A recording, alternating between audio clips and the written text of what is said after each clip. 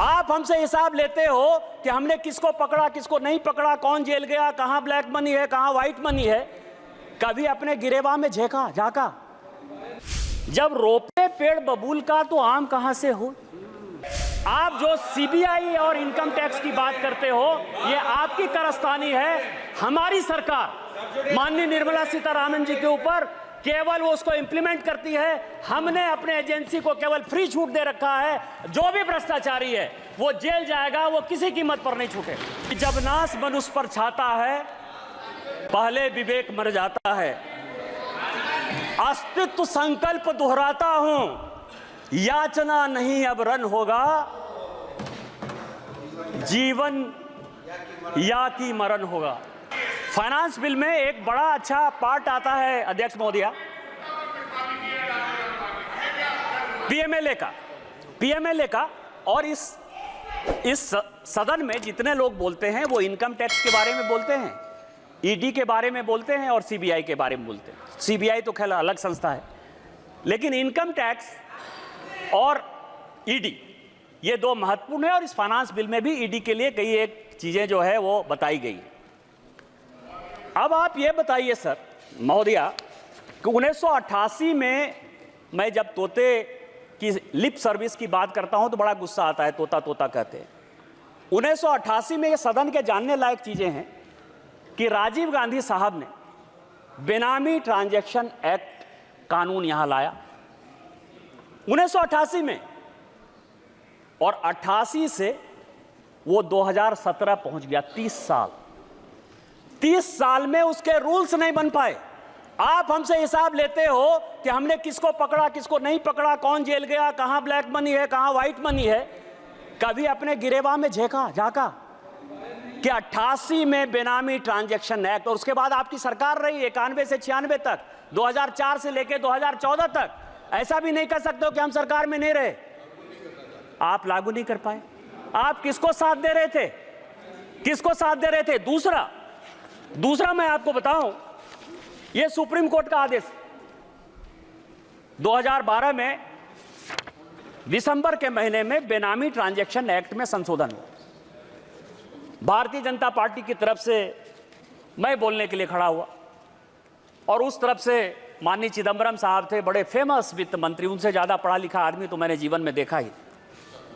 मैंने बोलते हुए कहा कि आप जो एक्ट लेके आ रहे हो, एक दिन यदि वाइफ हस्बैंड में भी लड़ाई होगी तो उसमें पीएमएलए लग जाएगा। और ये जितना स्ट्रिंजेंट है, जिस भी आधार पर लगा रहे हो, भगवान न करे कि एक दिन आप ही जेल चले जाओ।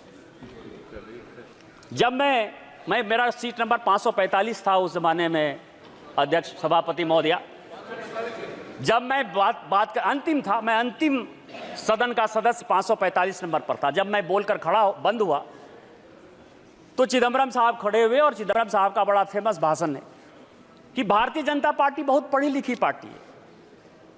मेरी अपेक्षा यह थी कि पीएमएलए कानून में बोलते हुए भारतीय जनता पार्टी अपने एक विद्वान आदमी को खड़ा करेगी, लेकिन उसने सबसे मूर्ख, बुद्धू और दकियानुसी आदमी को, जो है जिसको पीएमएलए पता ही नहीं है, उसको खड़ा कर दिया। यह सुप्रीम कोर्ट का यह आदेश, और सुप्रीम कोर्ट के आदेश में एफएटीएफ में जो चिदंबरम साहब का 2012 का दिसंबर का स्टेटमेंट है, उसी को कोट करते हुए यह रिपोर्ट आया। जब रोपे पेड़ बबूल का तो आम कहां से हो। इनकम टैक्स में डायरेक्ट टैक्स कोड पर हमारी फाइनेंस की कमेटी, यशवंत सिन्हा चेयरमैन थे, मैं उसका मेंबर था। 5 साल तक हम लोग मेहनत करते रहे कि डायरेक्ट टैक्स कोड को हम लोग बदल देंगे। पीएमएलए में आप स्ट्रिंजेंट कानून लेके आ गए, तो जब लेकर आ गए बिना किसी एक पैसा को खर्च करते हुए, यदि कांग्रेस पार्टी ने आपको 90 करोड़ रुपया दे दिया और आपने जो है यंग इंडिया खरीद लिया, नेशनल हेराल्ड खरीद लिया, 750 करोड़ की संपत्ति बिना किसी पैसे के आपको मिल गई, तो क्या राहुल साहब जो चिदंबरम साहब का कानून है उसमें आप जेल नहीं जाओगे? ये जेल नहीं जाओगे? और मैं तो कोट कर रहा हूं सुप्रीम कोर्ट के आदेश के आधार पर। तो इसीलिए आप जो सीबीआई और इनकम टैक्स की बात करते हो, ये आपकी कारस्तानी है। हमारी सरकार माननीय निर्मला सीतारामन जी के ऊपर केवल वो उसको इंप्लीमेंट करती है। हमने अपने एजेंसी को केवल फ्री छूट दे रखा है। जो भी भ्रष्टाचारी है वो जेल जाएगा, वो किसी कीमत पर नहीं छूटे। माननीय सदस्य कंप्लीट करिए प्लीज।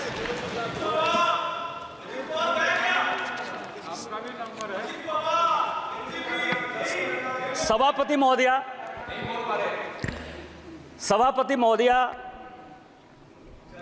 इस देश के हालात बहुत अच्छे। हम 2047 तक विकसित भारत बनाने की कल्पना में, माननीय प्रधानमंत्री जी यक्ष युधिष्ठिर वार्ता में उस दिन बोलते हुए माननीय राहुल गांधी जी ने कहा कि 6 महारथी थे। 6 महारथी नहीं थे, 9 महारथी थे। 9 महारथी थे और 7 महारथी चक्रव्यूह लड़ रहे थे और 2 महारथी चक्रव्यूह के बाहर जो है 4 लोगों को, पांडवों को रोकने की कोशिश कर रहे थे। उसमें भीम थे, सात्विक थे, नकुल थे और सहदेव थे। और उसी में सात टोटल 9 महारथी थे जो कि अभिमन्यु से लड़ रहे थे और उसमें 7 महारथी ऐसे थे जो चक्रव्यूह में अभिमन्यु को घेरने के लिए बैठे थे और 2 महारथी ऐसे थे जो कि पांडव की सेना उसमें अंदर नहीं जा पाए। पांडव में 4 लोगों को उन्होंने मौका दिया हुआ था। इसका नाम था भीम, सात्विक, नकुल और सहदेव। और जिसकी रक्षा जो है जयद्रथ कर रहे थे उस दरवाजे की, तो उसमें नहीं जाए। इसमें एक महाभारत में दूसरे प्रसंग में क्वेश्चन पूछा यक्ष ने युधिष्ठिर से। एक क्वेश्चन है कि कह पंडिता, और दूसरा है को मूर्खा, और तीसरा है कह मत्सर। मैं मूर्ख पर नहीं जाऊंगा, मैं 2 ही चीज पर जाऊंगा, क्योंकि हो सकता है कि ये लोग अपने पर ले लें, लीडर ऑफ द अपोजिशन पर, कि उनको मूर्ख कह दिया। मैं उनका बड़ा सम्मान करता हूं। पंडित वो है, सभापति महोदया, पंडित वो है जो कि विद्वता की बात करता है। Leader of the parrot, lie of the parrot या लिप्स ऑफ द पैरट, वो केवल और केवल डिस्टॉर्शन ऑफ फैक्ट्स जो हमारे महाभारत का है, गीता का है, रामायण का है, महाभारत का है, वही करते रहते हैं। इसलिए उनको सोचने की बात है कि वो पंडित हैं कि नहीं।